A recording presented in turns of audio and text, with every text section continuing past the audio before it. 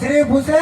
जगले की देर है यासी यास्टी इमत के तमे આપણે ત્રણે ભય છે બસ તમે મોર ખાવ મુખ્યમંત્રી તો કોળી ઠાકોરનો જ હોવો જોઈએ આટલું તો આપણને સમર્થન આપે પણ જ્યારે ચૂંટણી આવે ને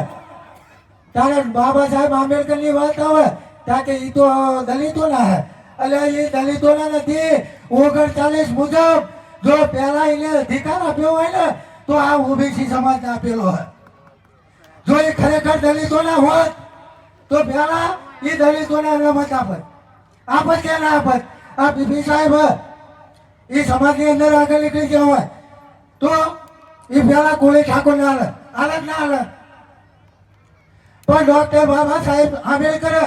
પહેલા ઓબીસી ને આપ્યું પછી એસટી ને આલ્યું 15% અને ત્યારબાદ દલિતોના 7% તો ખરેખર ઓબીસી ના આલ્યા તો ડોક્ટર બાબા સાહેબ આંબેડકર કોના કહેવાય ઓબીસી ના કહેવાય કે ના કહેવાય કહેવાય કે ના કહેવાય આ તો બાબા સાહેબ નો આવે કે ના ના એ તો દલિતોના હે દલિતોના નહીં પેલા ઓબીસી સમાજના હે એ હું તમને ચોક્કસથી કહીશ અને ખાસ કરી અને જ્યાં સુધી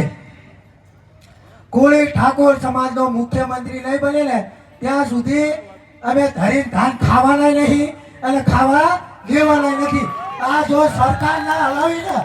તો એની મારા કોળીના પેટના ટળી ચડી